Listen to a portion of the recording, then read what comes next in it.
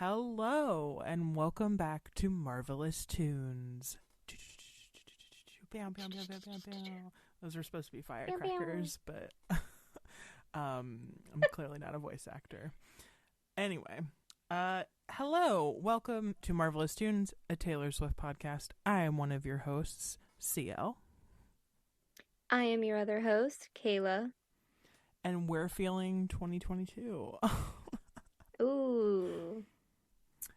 Can we talk about how quickly 2021 went away? Dude, I feel like it was the longest year and the shortest year at the same time. I agree. I felt like 2020 felt really long, and then just one after another, 2021 happened, and yet it's already 2022. So I don't know what's happening anymore, but it's okay. I don't know. I know on New Year's Eve it hit, midnight. And I was like, oh, it doesn't feel any different. It's a new year. Oh, well, speaking of New Year's, we are happy for you guys to be joining us. Hello, welcome out there in podcast land. Today's episode, we are going to be doing a lyric breakdown and song discussion of... Do you want to tell them? Yes, I do. We are doing I Almost Do, Red, and State of Grace, both versions. Both versions. Great. Both versions. Yes. Shall we just start in track list order? Let's start with State of Grace, you think? Yeah, that works for me. Okay, so tell me, what are your thoughts on the song State of Grace? Talk to me about both versions, because I'm curious to see your thoughts on this song. Yeah, I think it's very interesting how different the two really are, as the regular version is such a, stadium anthem kind of a vibe. 100. And the acoustic is so soft and so quiet. But I think both are just separate bops in general. I think I actually prefer the acoustic version, just because, you know me, I'm a sad indie bitch. I like a good acoustic guitar. And I really like it. I think it's really neat. But the original has so much power behind it. So I am a big, big fan. I think it's a great way to start off the album.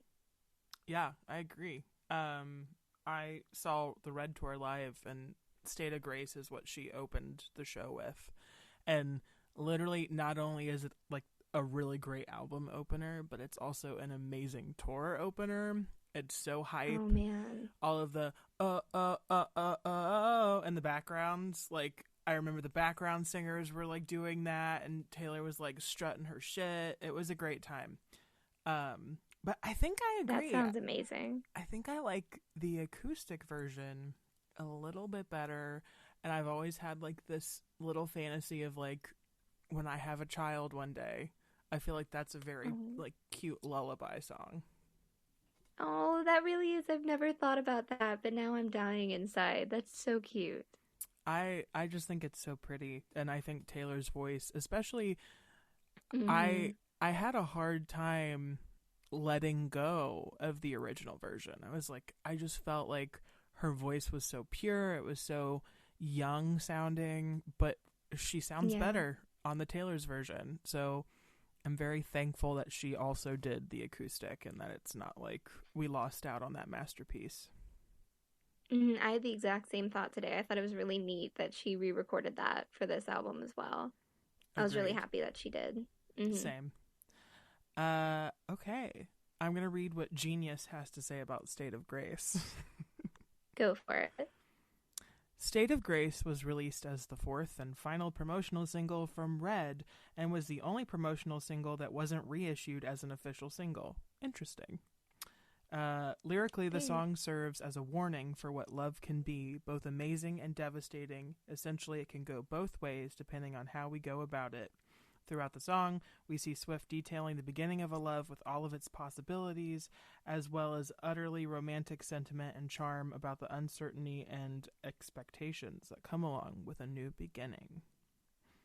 During a preview of the song on ABC's Good Morning America, where she debuted it, Swift described the song as I wrote this song about when you first fall in love with someone, the possibilities, kind of thinking about the different ways that it could go. It's a really big sound. To me, this sounds like that epic feeling of falling in love in an epic way. Very epic. Epic. So yeah, State of Grace.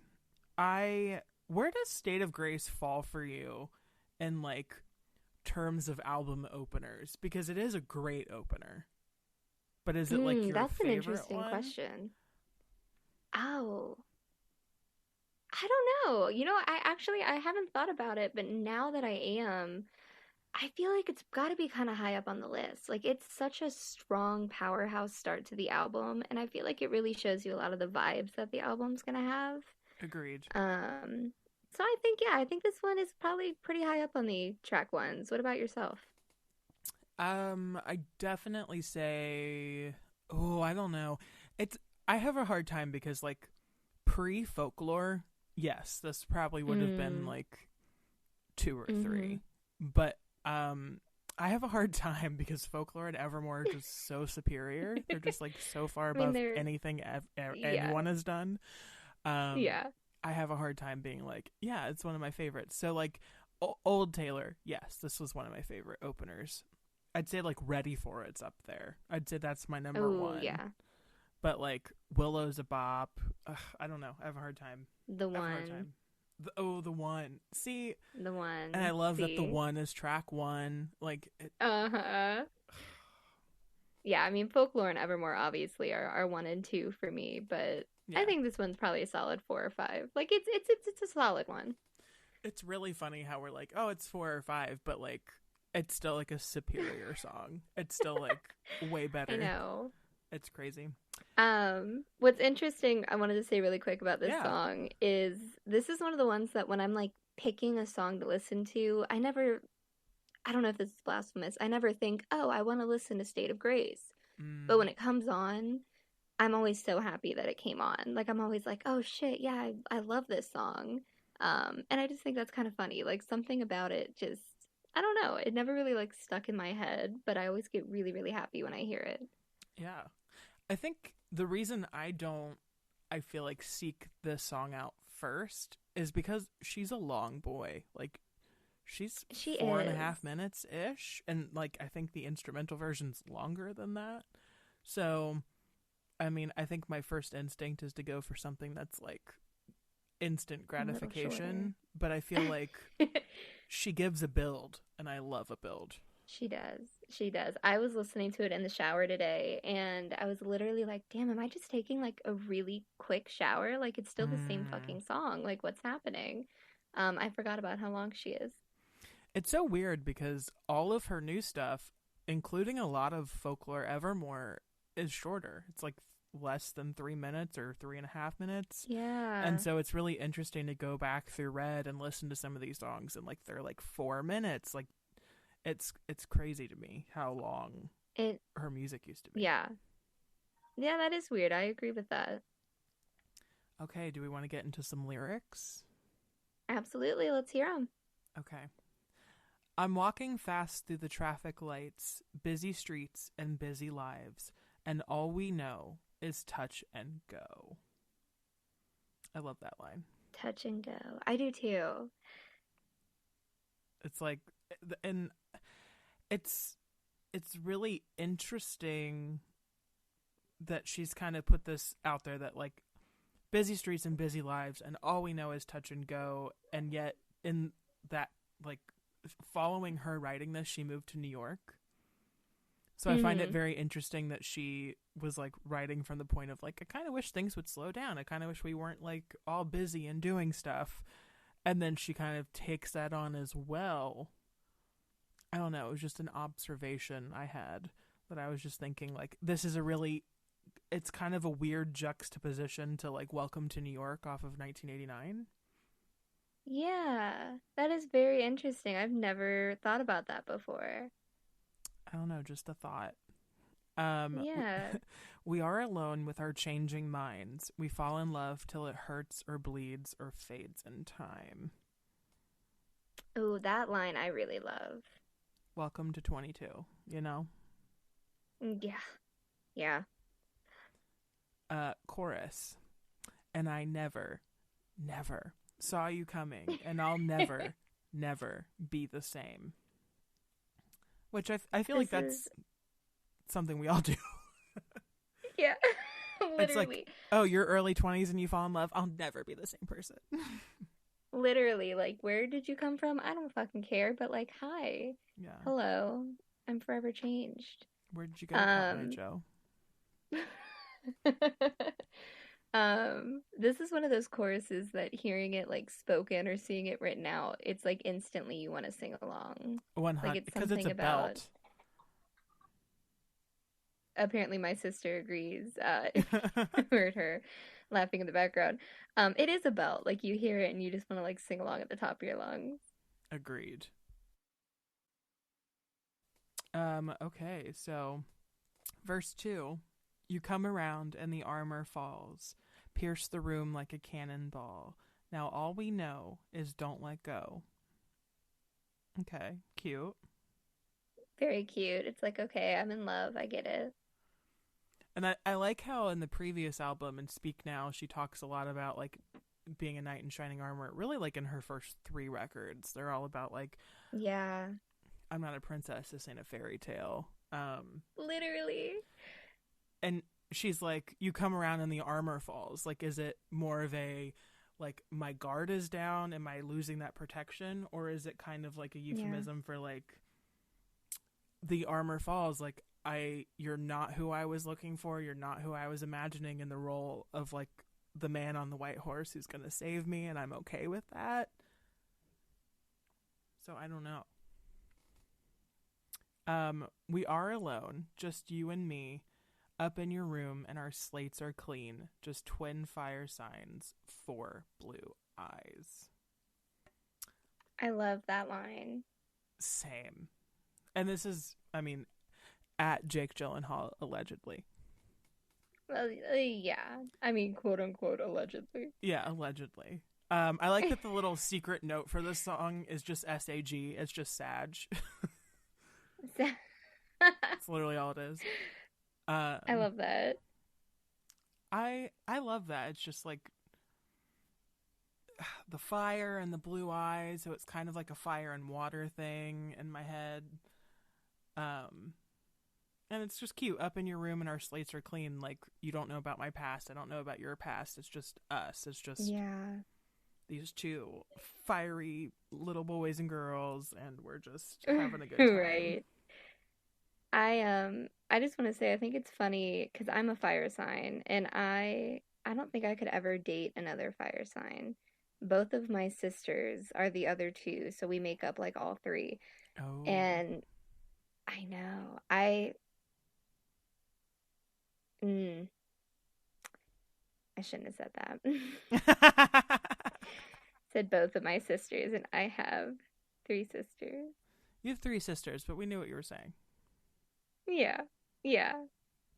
Um 2 of my 3 sisters are fire signs. And I couldn't be with another fire sign. I think it'd be too much fire, too much drama happening. And I think that's evident in like this entire album. Is fire Mhm. signs shouldn't date. I'm sorry. No, Just I saying. completely agree. It's too much. So you were never a saint, and I've loved in shades of wrong. We learn to live with the pain, mosaic, broken hearts, but this love is brave and wild. This verse.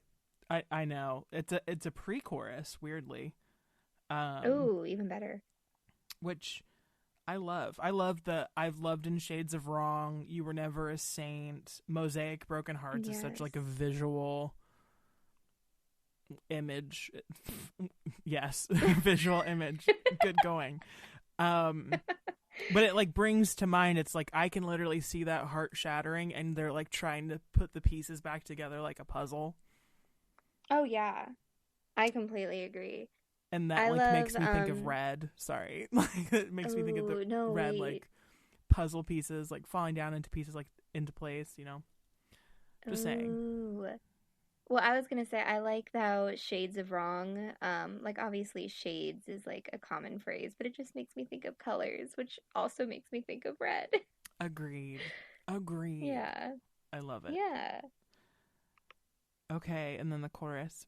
And I never, never saw you coming, and I'll never, never be the same.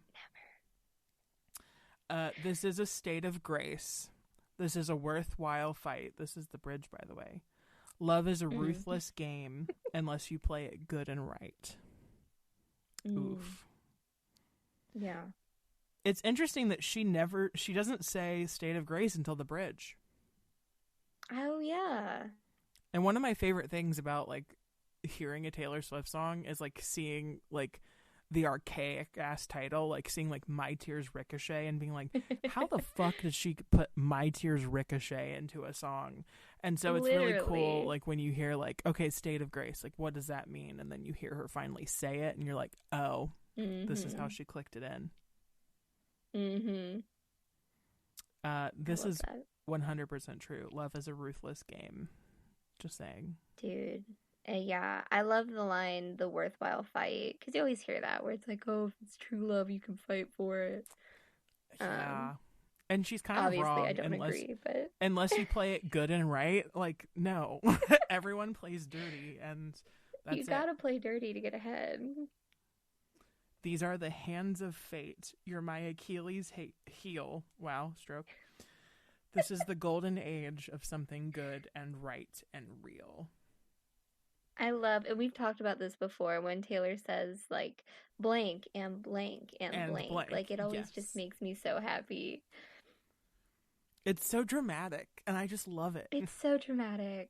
The English bitch in me just like loves it because it's just so, I don't know, it just like reminds me of like old poetry, you know?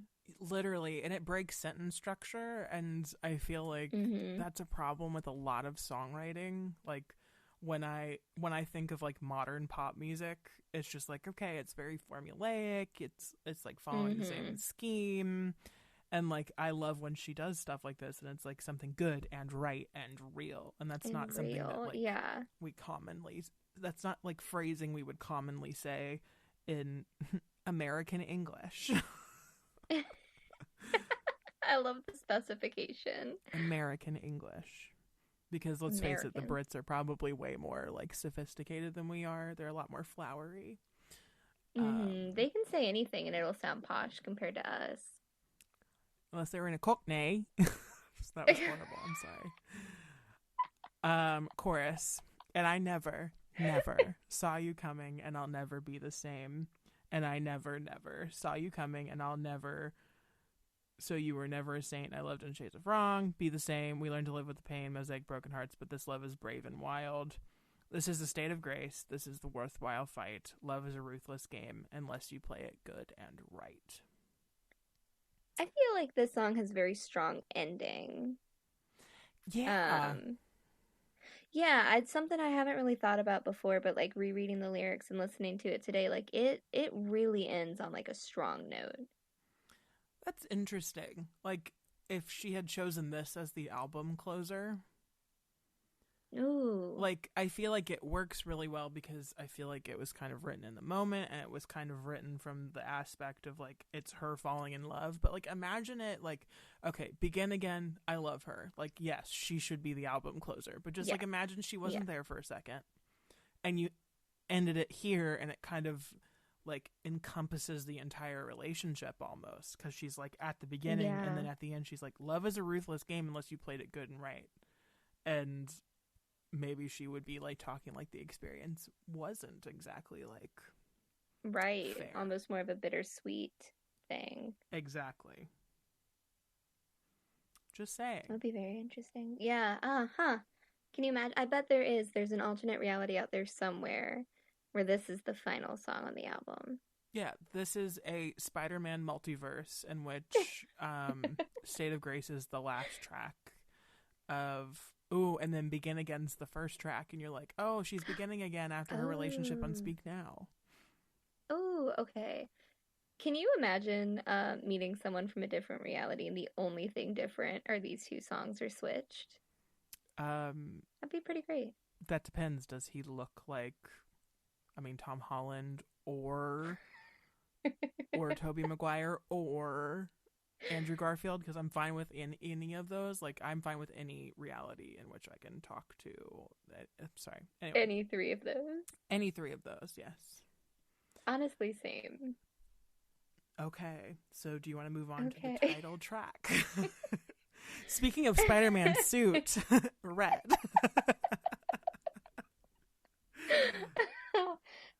Yes, let's talk about the title track. So, okay, here are my thoughts on red. Mm-hmm. I loved red when it first came out. I thought it was really cute. But the more and more I get older, R.I.P., to my collagen, and then the more, like, I learn about, like, Taylor's experience with the record label, it is so fucking obvious that red was supposed to be a pop song. Mm-hmm. With the red part in the background.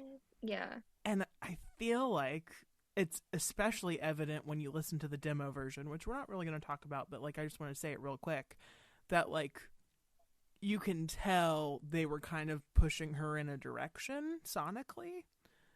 And so I'm happy that it kind of even keels in the Taylor's version of this song. It's a lot more middle ground instead of, like, ooh, okay, it's a country song, and then you have, like, this one pop ad-lib. Right, That's a word. right. Ad-lib. Ad-lib. And so just stuff like that, it eats me alive, because, like, I love Taylor's first 4 albums before she was pop, but, like, sometimes I'm like, you can kind of tell that, like, maybe she was leaning in a direction and they were like, no. Go put your boots back on. Come on. So I don't know. That's just my thought. No, I agree, and I feel like you can hear it when you listen to the song, and even the re-recording, you can tell, like, there's still just, it's a little, like, okay, like, it didn't get a full makeover like Girl at Home did, but it does have its updates that kind of show you a little bit more, like, maybe what she was hoping for. But I will say this song is obviously such a bop, but this is one of the few songs that comes on and you have to dance, like, the whole time. And, when they mention, like, a new Maserati, like, you have to make a motion like you're driving while you're dancing around your room. 100% agree. It's the rules, like, you can't help it. I don't know. It's just a dancey song for me. It just, makes my body happy, I guess. Yeah. I get it. 100%. Yeah. Genius says, lyrically, the song Red uses different metaphors. Most of the lines use colors to describe the relationship Taylor shared with that person, and these kinds of metaphors continue through the album. On VH1 Storytellers, Swift shared, this relationship that I had that was, like, the worst thing ever and the best thing ever at the same time. I was thinking about correlating the songs to different feelings I went through. You have the great part of Red, like the red emotions that are daring and bold and passion and love and affection. And then you have on the other side of the spectrum, red emotions like jealousy and anger and frustration and you didn't call me back and I need space. Journals released alongside Taylor Swift's 2019 album Lover revealed that Red was written on a red-eye flight to Taylor's town of Nashville on September the 7th, 2011. And it was recorded the following day, in which Taylor chose it as the album title. Interesting. I had no idea about any of that. Which is really cool. I love those little diaries that I think they were exclusive to Target when Lover came out. And they would have, like, little tidbits of, like, when a song was written or, like, previous lyrics. Like, we found out that there was actually a song called 1989 that didn't make the 1989 album. So I love just little info dumps like that. I love that, like, we know she was on a red eye and was like red eye, Huh. Huh. Huh. Do you own one of these diaries? I own two, I believe. Interesting. So she had four, and I'm sorry, not all of us are rich. Um, but yes, I own two of them, and I it is my goal to get the other two. And I see them at Target. I was literally there on Black Friday, and they had some left. Really? Yeah, but I chose the Evermore vinyl over it because I was like, Mm, it's holiday time. I need an yeah. Evermore fix. But yeah, I that's a goal. I think I have volumes 3 and 4. I'm not 100% certain, Interesting. but they're really cool. I That's really really like cool. them. Yeah, I really love that. I had no idea those existed. Speaking of really love that, let's get to the lyrics. Yes. Loving him is like driving a new Maserati down a dead end street. Faster than the wind, passionate as sin, ending so suddenly. I mean, we love a driving motion. It's great imagery right off the bat. Like it hooks you in from the get-go. Passionate as sin is like a daring lyric for 2012 Taylor. I just want to say. It is. I was just thinking that. Like I feel like this album especially starts like getting into like the little hints that you're like, "Oh, she's grown up," like this one, and then like Oh, in Treacherous, I'll do anything you say if you say it with your hands. with your hands. That line is bold, my friend. I mean, I live for it and I will not apologize.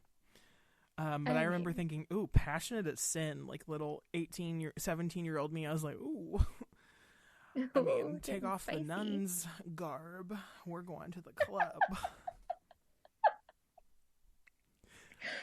Loving him is like trying to change your mind once you're already flying through the free fall. Like the colors in autumn so bright just before they lose it all. Love that line. The Such a good colors in metaphor. autumn so bright just before they lose it all. Like I feel like we all know that. Like when you have that relationship where you're like, oh, we can't get enough of each other, and then like you fizzle out because you've seen too much of each other. Oh my God. So, Yeah. yeah, so you just lose it. It's just gone. You're like sick, Yeah. Sick. I'm sick. out, bro. Okay, are we ready to get into Miss Roy G. Biv? I love it. Yeah. Losing him was blue like I'd never known. Missing him was dark gray all alone. Whoa. Forgetting him was like trying to know somebody you never met, but loving him was red. There's this really great cover. I just want to say this, and this is for anyone who's listening. So there's this band of sisters called, I think they're the Gardner Sisters, if I remember correctly, and they have this very beautiful cover of Red, the song. And whenever, Hmm. and you know a cover is good when you can hear the harmony in your head, like they have this like Ooh. instead of doing the red, they do like a loving him was red, and they do it like in a 3 or 4 part harmony, and it's Shut just up. so beautiful. But they're all sisters who can sing. They're like Semirelli. I don't know if anyone knows who Semirelli is. I'm sorry, I'm dating I myself. Like don't. Semirelli was like a viral like sister singing group in like the early 2010s. I don't know if they're still doing it, but hey, Oh. Semirelli, what's up? Um, But yeah, the Gardner Sisters. That's for people if you want to hear a good cover of this song. The Gardner Sisters. Just saying. I'll have to look that up. You've convinced me. So, what are your thoughts and feelings on losing him was blue, like I'd never known, etc.? I like it. I love a good, like, colorful imagery. So straight up just saying the colors, I'm obsessed with. Same. Um, like equating like kind of what you said in the genius breakdown, like equating these emotions and experiences to the physical colors. I just thought was awesome. Um, in a non-sophisticated answer. I just thoroughly enjoyed it. But the I don't know why missing him was dark gray always just struck out to me because I'm like, that's such a specific choice of color, but it makes complete sense. Agreed. It's really Um, interesting to like hear what other people's like thoughts are like when it comes to like a color and an emotion, because as someone with yeah. synesthesia, like missing him as dark gray, like dark gray is not the color I have for missing somebody. Mm-mm. And so it's like really interesting to hear Taylor like put it into like words for like what she sees and what she like associates those emotions with. I agree. And that's something, I mean, you and I have done is when we've talked about like, colors for things. It's interesting. I always really enjoy seeing like the ones that, because usually I think we agree for the most part, but the ones that we disagree on, I always feel like, I don't know, I find it really interesting. So finding it to be like, oh, missing is like a dark gray. Um, I don't know. It's just interesting. I don't know, like Yeah, black? Like maybe. how dark of a gray? I don't know. Maybe, is it like a charcoal? Like a nice. Is it like a slate?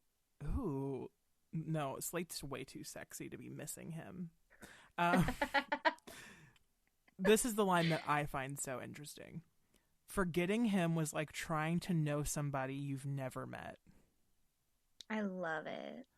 Like, it makes so much sense. Like, I exactly know what she's talking about, but I'm also like, that wording is so fucked. Like, I have no idea what you're talking about at the Yeah. same time. And that's literally the emotion. Is like, Yes. forgetting him is like knowing, like trying to know somebody you've never met. Like, you make up these like little like fantasies or like these personality traits about this person, and like you're like forcing them to change or go away. It it's just such an interesting verbiage. It is. Verbiage. It's one of those lines, verbiage. It's one of those lines that you hear it and you're like, yes, this makes complete sense. But then you're like, I never would have thought about that. Like, she is a lyrical genius, because I never could have come up with this line. God is a woman. Anyway, Mm. post chorus is red, red, red, red, but loving him was red, red, red, red, red. And that's the red Oh, parts. Ed, I wanted to ask, what is your opinion on the Ed? I like it. I Yeah, think I like it better on the Taylor's version. Like, I feel like it doesn't stick out like it did interesting. before. What are your I thoughts? agree. No, I agree. I feel like in the original, it, I don't know, I think it sounded a little, like I loved it, but it sounded a little, a little wonky maybe.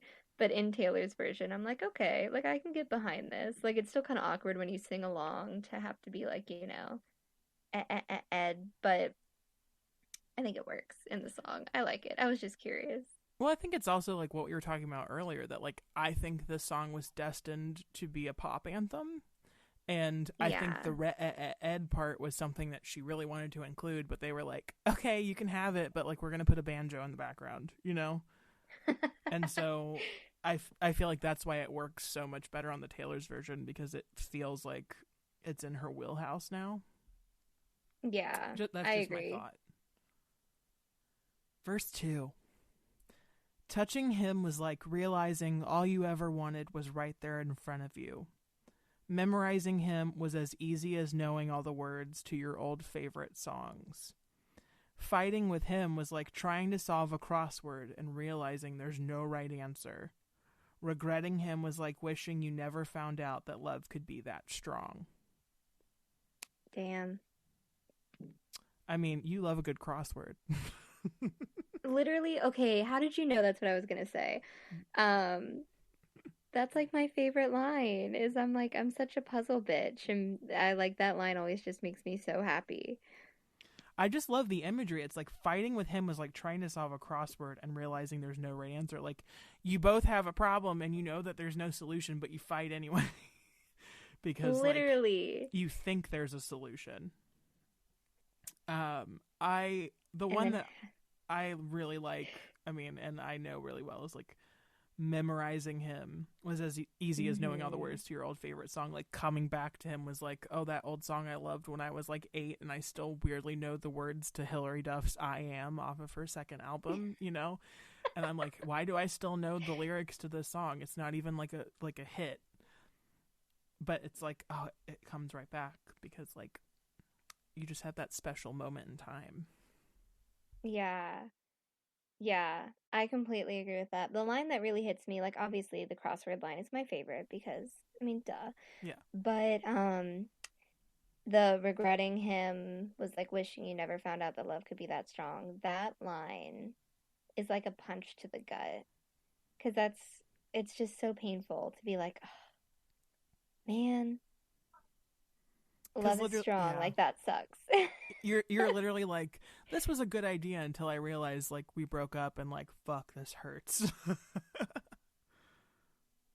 Right. I can, yeah, no, it fucks me up. Losing him was blue like I'd never known. Missing him was dark gray, all alone. Whoa. Forgetting him was like trying to know somebody you never met, but loving him was red. Red, red, oh red, red, red, burning red, red, red, red, red. The bridge. Not just red, it's burning red. It's burning red. So the bridge. Remembering him comes in flashbacks and echoes. Tell myself it's time now, gotta let go, but moving on from him is impossible when I still see it all in my head and burning red. Loving him was red.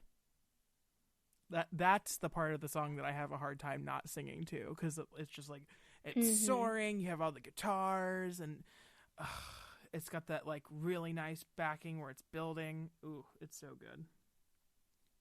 Dude, the line, tell myself it's time now, gotta let go, is like a knife to the heart. But moving on from him is impossible. Like I don't understand, Oh, dude. and flashbacks and echoes. It's so good. It's so good. This is a really underappreciated bridge, actually. I've just now decided. I agree. You do not hear a lot of people talking about this bridge, and it's really good. Yeah, it's really good. But I guess when you write like bridges like Champagne Problems, I mean, some of your other bridges are just going to be overlooked. That's like the nature of being incredibly talented at architecture. Oh, good metaphor. Thanks. um, and then it does the chorus again, and the post-chorus, and then the breakdown, and that's why he's spinning round in my head. Can't comes back to me burning red. And then the outro, his love was like driving a new Maserati down a dead end street. Can you also like picture those last few notes, like when she's saying down a dead end street? Dead end street. Like Street. Yeah. it's yeah, I was like, it's very specific.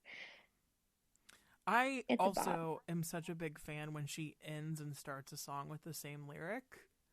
I don't know why I like Same. it. It feels very full circle, and I'm like, ugh, it just brings me joy. Yes, So I if completely I was agree. Marie Kondo, I would not get rid of it. Just saying.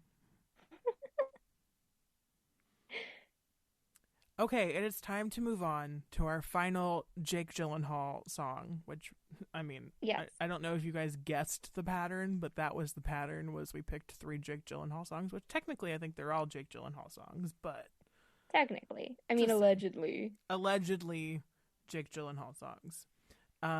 So the last one we are doing is I Almost Do. I almost do. What are your thoughts on I Almost Do? Well, I was gonna say, I don't know, like, how popular of a song is this amongst fans?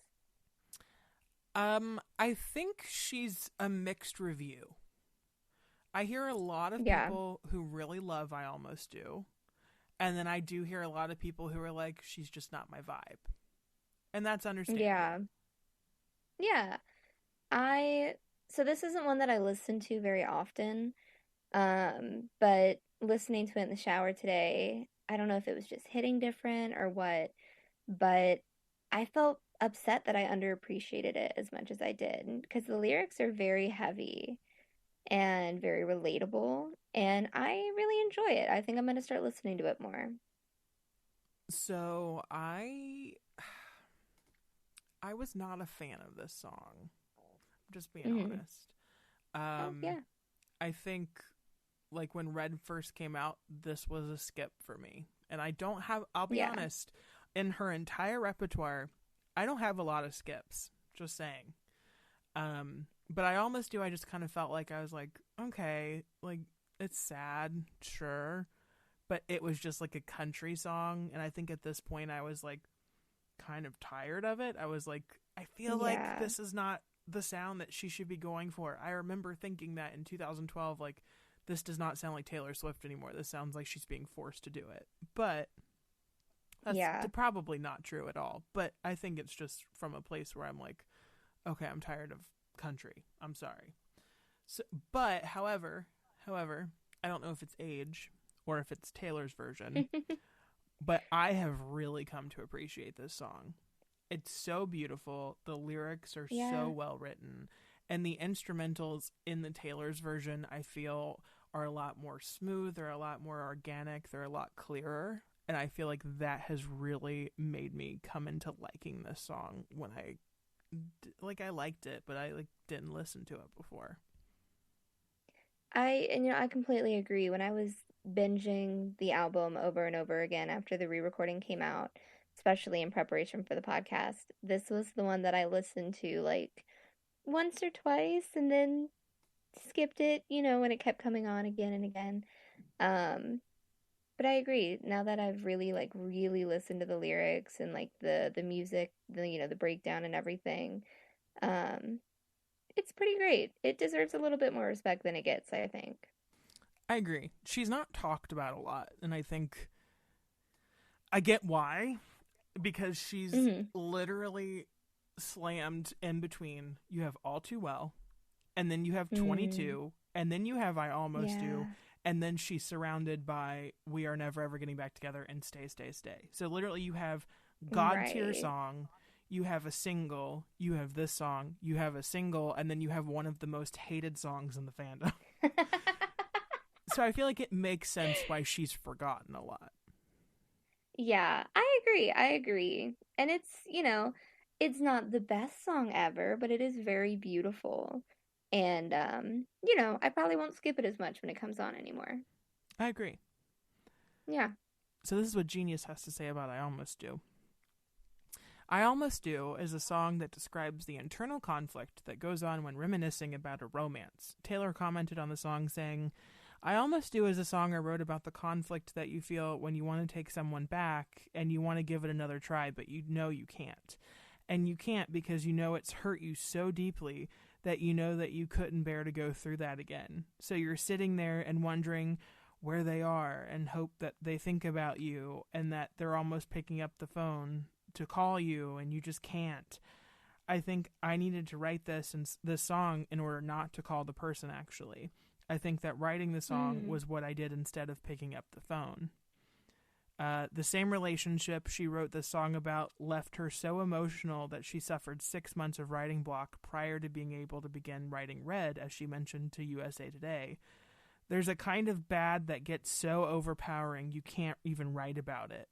When you feel pain that is so far past dysfunctional that leaves you with so many emotions that you can't filter them down to simple emotions to write about, that's when you know that you really need to get out.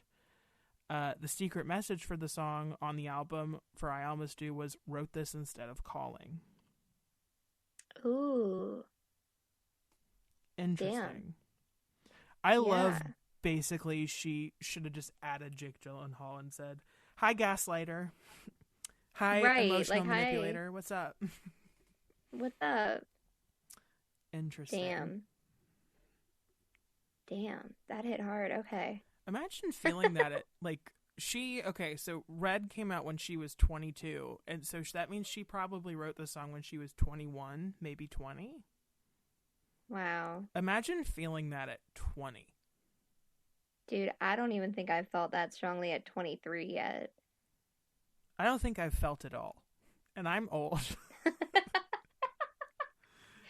That was something I was going to say about this song is like I feel like I can relate to missing the person, but I feel like maybe that's why it hasn't clicked with me. Is that's this one thing of being like I almost call you blah blah blah. That's I think the one thing I just haven't really been able to relate to very strongly off this album. Mm, And that might play a part. yeah, I could see that.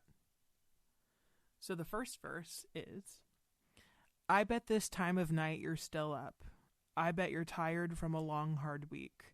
I bet you're sitting in your chair by the window looking out at the city, and I bet sometimes you wonder about me. I bet you think about me. I was literally about to say that. I like that it kind of reminds me of I Bet You Think About Me, and they were written in the same time period. So I love that. I get too. this. Like, you're like, oh, I'm missing that certain someone that's a total piece of shit. I wonder if they're thinking about me. I bet you're sitting in your chair reading that one book that sits on your nightstand that you pretend to read, instead of talking to me. Yeah. You know what? I just said I didn't relate to it, but now I'm like, you know what? I guess I did relate to it a little bit. Because I have experienced this. Like, okay, not to be like too like cringy, but like, do you ever have that thing where you're thinking about that person and you like put on a song and you're like, I wonder if they'll like listen to that song and think about me? Oh, no, I don't. I haven't done that. Oh, okay. That's just me being cringe. That's okay. That's okay. I put songs on and pretend I'm singing it to them. Oh, I do that all the time. I feel like that's a lesser form where that's less embarrassing. You pretend you're in a music video and you're like having the conversation in the shower, like when you're in the argument, you're like, this is what I should have said. Yes. And if it's like a mad song, like you act real pissed off at them. When my elementary school boyfriend broke up with me, we had a school assembly and I planned on singing like an angry breakup song and staring at his face the whole time. And I didn't do it. But I don't think I would have lived it down. But anyway, yes, I can relate to this first verse here.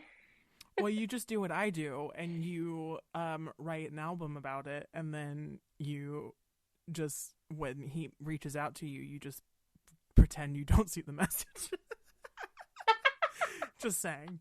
Anyway, when he asks, is that song about me? You're like, Red. Okay, the chorus. And I just want to tell you, it takes everything in me not to call you. And I wish I could run to you, and I hope you know that every time I don't, I almost do. I almost do. I think a lot of people know that well. It's like, you're toxic, but I still want to be with you, so. Rip. Yeah. I feel like what's funny is I can relate to this more with guys that I've like almost dated, like, like you chat to and it never really gets to that point. I feel like I relate to this more to them than I do like my actual past relationships. Where I'm like, man, you were pretty cool to talk to. Like, I kind of want to call you, but it's the what no, if. Yeah, it's like you ghosted me, so now I'm like, man, do I want to call you and talk to you? No. Yes. No. Every time I don't, I almost do. I almost do. This is something that I've been thinking about for a long time. For some reason, I feel like this song would have sounded amazing if it had been a collaboration with Colby Kelly. Oh my God. Shut up. Literally, when I was listening to this song, I was like, why does this song always make me think of Breathe? This song makes me think of Breathe. And I don't know if it's like because I think they're really similar notes. Yes. But the melody's similar too. And there's a back harmony in the chorus that it's one of her high-end ones. And I swear sometimes I'm like, I can hear Colby Kelly in this. Literally, when I'm listening to the song, I expect it to go, ooh, ooh, ooh, ooh. Like, it's so... I'm so happy you said that because, yes, I had the exact same thought. I was going to say the exact same thing. Colby Kelly would have been amazing in this song with her. Dude. Remix. Anyway. Dude. Verse 2. I bet you think I either moved on or hate you, 'cause each time you reach out, there's no reply. I bet it never ever occurred to you that I can't say hello to you and risk another goodbye. That line is a hard one.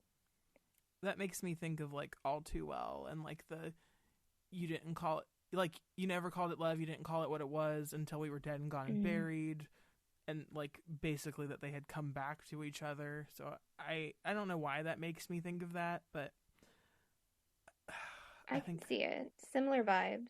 Yeah, it's super relatable. It's just like, there's that one person out there that you're like, I probably shouldn't be talking to you. Just saying. Yeah. Yeah. Yeah. Yeah. I just ran a marathon. Yeah. No, I'm just like, oh, yeah, yeah. You're making me like reevaluate my life choices here, friend. And it's interesting because, like, she's basically saying, like, I'm not the only one who's, like, thinking about this. Like, you're definitely, like, picturing me, too. I bet you think about me. You think I either moved on or I hate you because every time you reach out, there's no reply. That must be nice. People like her enough that they reach out to her.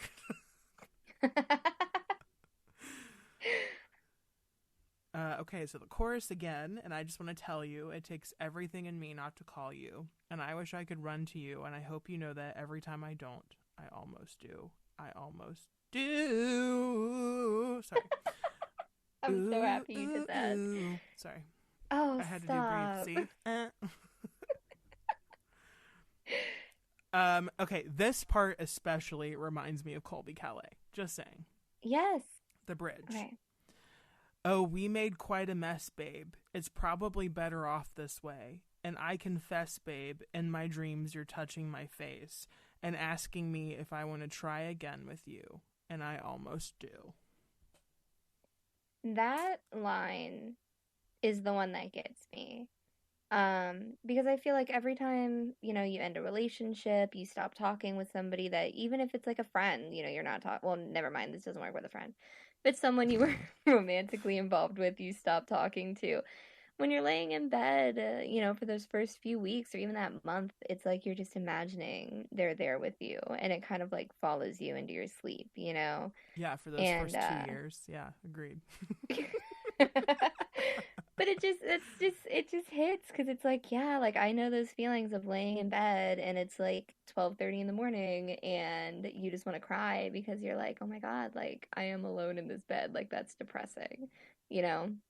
Are you okay? I just want to check I'm in. Check in perfectly on your fine. friends.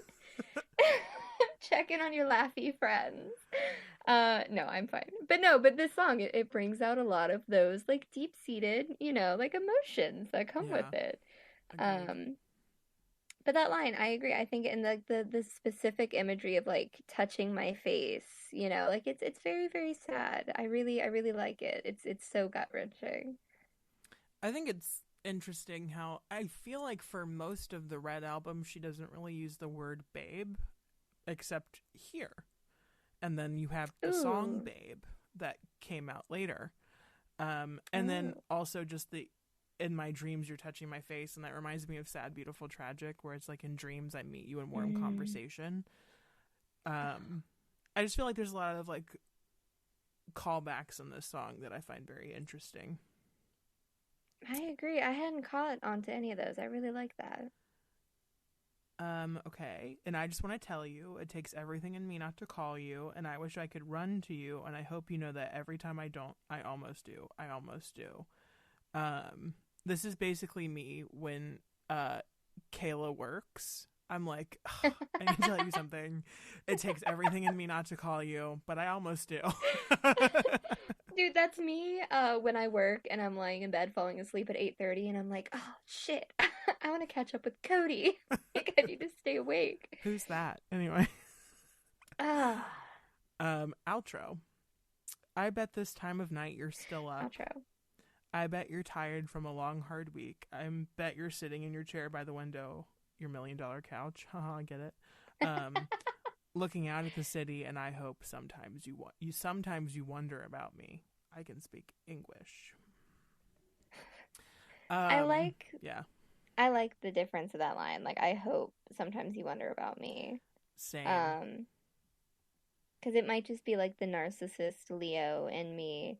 But that is like the one thing after a breakup. I'm like, I don't care what you think. You don't think I'm like pathetic and sad about this.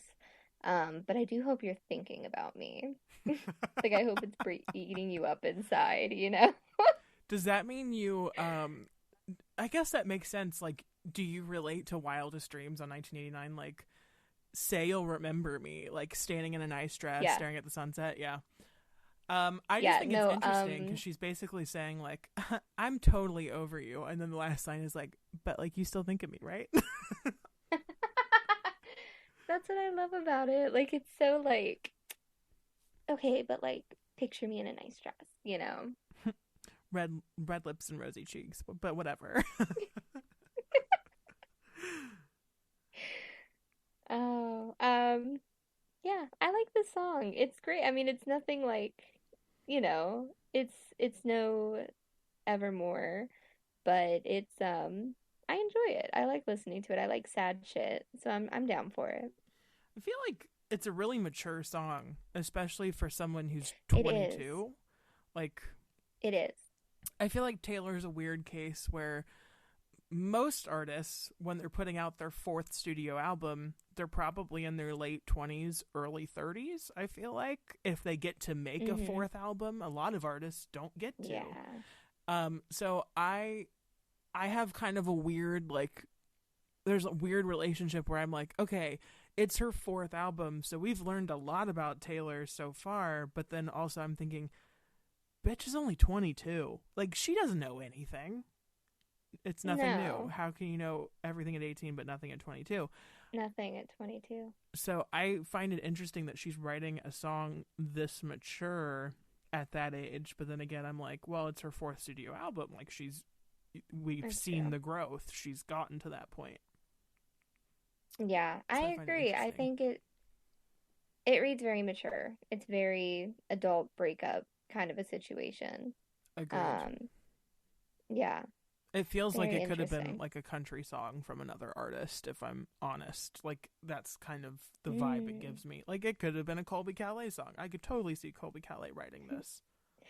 I could as well. So, Colby, if you're out there, please do a cover. Please, because I need to hear it. Same. I just need to hear her do that one high harmony in the bridge. Just saying. Yes. Well, thank you guys so much for joining us as we continue our journey through the Red Album. Where can they find you on social media? You can find me on Instagram at kmarzian, K spelled just Marzian. like it sounds. Spelled just like it sounds. Kmarzian. K Marzian. Where can they find you on social media, friend? I am at CL Blue Official on all things that exist. Um, Also, we have another podcast. Well, Kayla doesn't, but I do. It's called Pilot Podcast, youtube.com/a pilot podcast, where we review pilot episodes of TV shows.